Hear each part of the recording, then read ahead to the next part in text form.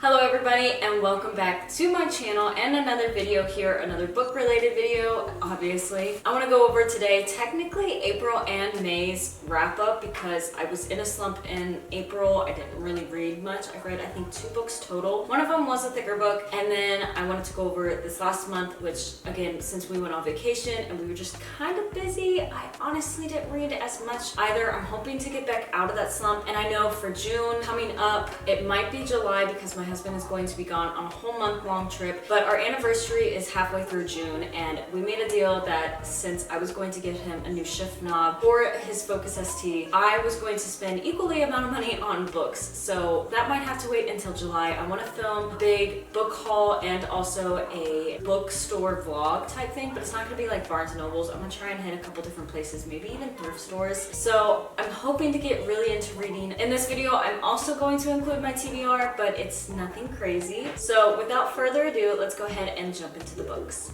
The first book that I finished was actually halfway through April. It took me half a month to read this book. It is 734 pages and I rated it 4 stars. It is Harry Potter and the Goblet of Fire. I actually read this one in paperback. I can't remember if I put it in a video or not. I found this hardcover yesterday actually at a thrift store for $3, and I've been trying to find all the hardcovers because I had majority of my Harry Potter books as hardcovers, so I felt like this was a steal. I absolutely love this book. I feel like a lot of these later ones in the series have a lot more information to them. That's one reason they're so thick, but also they just have some things that if you only watch the movies you maybe won't understand or you don't necessarily notice. And of course they do change some things for the movies, but I feel like the books give a lot of detail, and here lately there have been so many different puzzle pieces basically clicked together with the books that even though I've watched the movies probably honestly 20 times each throughout the years, I have never noticed certain things that have happened or certain events, and it makes sense now reading the book why some things happened the way they did and why they didn't. And this was one book that started with that. I feel like a little bit of The Prisoner of Azkaban, but for the most part it was The Goblet of Fire, and I'm finding out as I'm continuing the series those books click more, or at least have more information that is not in the movies. So I do enjoy this book. It wasn't necessarily one of my favorite Harry Potter books, and I felt like some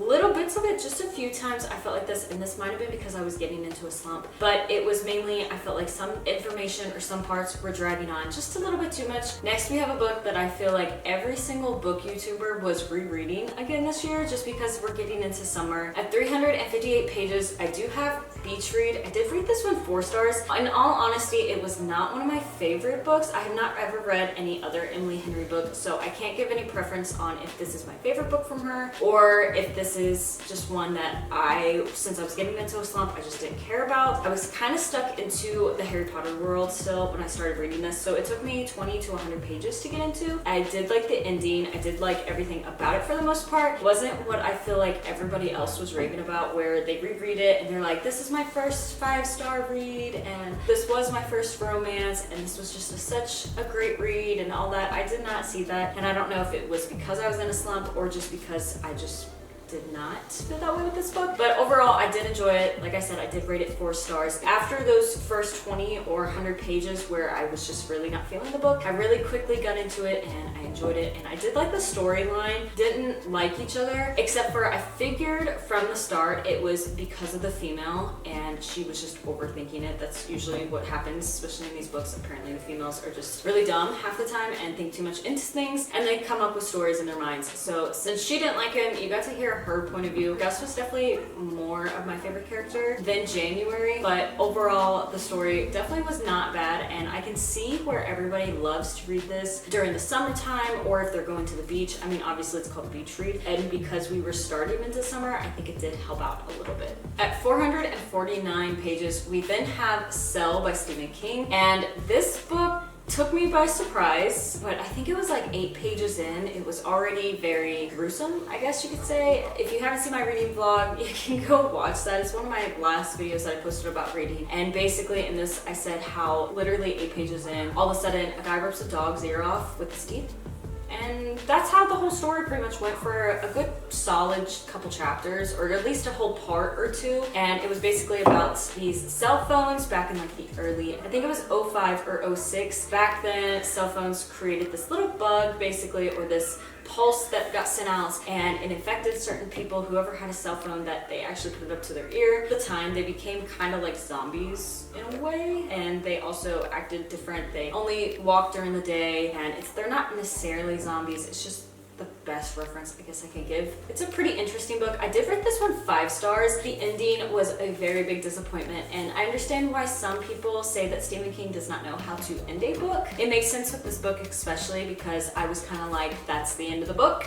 Okay, and I almost marked it down to 4 stars just because of the ending. And I will say, if you want to watch the movie, it was free on YouTube. Also, the movie at the end, they kind of tried to make their own ending because in the book it left off where you didn't necessarily know. I don't know if it's Stephen King trying to let us decide what happened or not, but in the movie they just made up their own, and I wasn't really sure if I liked it more than how the book left off because I thought there would be more to it, and also the movie was just a little bit messed up. This was a 5-star read. It did keep me on my toes, and also I was very intrigued the whole time, probably because it started off so crazy. There was just so much stuff going on, and for whatever reason I was just really into it. There are some parts that apparently are gruesome to some people, but I enjoyed it. It's more of like the horror thriller. I'm pretty sure it's more just horror fiction. Then at 182 pages, coming off of the Stephen King book, I wanted to just go into a light, pretty much airy book. It is still about ghosts, but we have All the Lovely Bad Ones. I have a bunch of her books that I read. I was obsessed with her for a very long time, so I will be reading those, putting them in randomly at times because they are small books. They are very easy to read, and also the font's pretty big, the chapters are pretty big, everything like that. And the stories are just pretty decent. They are a little bit kiddie-ish coming from some books, like I said, the Stephen King book. It's a very nice lighthearted read. I did rate this one 4 stars as well. Basically, these 2 twins go to their grandmother's inn, and they hear word that it's haunted, and the grandmother was saying how business isn't necessarily the best. So they decide to try and not necessarily wake up the spirits, but act as spirits and try and get business booming by making people think that the inn is still haunted. And in turn, they actually wake up the spirits that were there, and they wake up one woman in particular. She owned a poor farm with her brother, and I do believe there's another guy, or mainly just her brother and her owned one, and they would take the money given by the states and they would give them as little as possible to the actual people there at the poor farm, but in return they would take it and they would eat actual meals, and they would be dressed in real nice clothes, everything like that. And eventually it got to the point where, with so many people dying, they kept a different record book to try and hide from the state. So there was a real record book that they kept all the deaths, they recorded all the deaths and all the numbers of the stones that they buried them with, because they didn't get actual headstones. They also recorded everything that they spent their actual money on, or how much they gave, and kept how much money. And then they kept a second book, a smaller book, that they gave to the state, and that was mainly just to try and prove that they took all of this money and they were giving all of this to the people, and in reality they were just stealing and collecting all the money and treating these people like terrible. And a lot of people died, and they became haunted, or this inn became haunted. And while the 2 grandkids were there, they woke up the ghost and the spirits, and they did get business booming, but not necessarily the right way. But it was just a fun little adventure, and it was nice to see the ending, and I actually really enjoyed this for what it was. I mean, besides the fact that it was a little bit kiddie. And my last book that I just finished yesterday actually is 870 pages long, and I rated this one 5 stars as well, and it is Harry Potter Order of the Phoenix. This book, I hated the movie, and it wasn't necessarily I always hated the movie. It was just I hated Dolores Umbridge, and I used to see TikToks that if you thought Dolores Umbridge was bad in the movies, you should read the books. Yeah, I agree with those, because she is terrible in the book. She's absolutely I'd rather take her in the movies than how she was in the books, and that's kind of sad because she was already bad enough. This book, though, there was so much more information than the movie gave out, especially when it comes to Dolores and Harry, that situation, but not just Dolores and Harry, but Voldemort and Harry. And it was just so interesting to actually piece together more puzzle pieces that if I just watched the movies, I probably would never figure out. This is a bigger book. I mean, it did take me a while. It took me, I think, a month, because this was one of the only books I pretty much read in May. Like I said, I rated this 5 stars. It kept me on my toes, and I was very intrigued. There were a couple parts. I normally don't necessarily laugh out loud or laugh at books. Every once in a while I'll like smile, but that's pretty much it. And there were a couple parts with Professor McGonagall that I actually kind of laughed at, because she's a very great character in Harry Potter itself, in just the movies. This book especially, you can see a whole nother side of her than you see in the other books, and it's just so much better, and she is so amazing. And also the fact of some of the things she said to Dolores, she didn't take none of her crap. It was just hilarious. Just basically some of the things that she said just because she hated Dolores. If you have not read the Harry Potter series, I would suggest that you try. I mean, they're kind of expensive if you buy brand new. Sometimes you can find them in thrift stores or secondhand places. Definitely, I would say read the books. They are a little bit lengthy. It has taken me, I think, 3 months to get through this just because I also read books in between. They're full of information and they're so good, or they're at least getting so good. The first couple were alright in my opinion, but these last couple have really been super good, and I'm excited to get to the last 3. And that leads us to our June TBR, and this is just finishing the Harry Potter, like I said in the last TBR and wrap-up video I did. First we have Harry Potter and the Half-Blood Prince, and I do believe this is, yeah, it's like 650, 680 pages. Then we have the Deathly Hallows, and this is 780, I do believe, pages, so it's another thick one.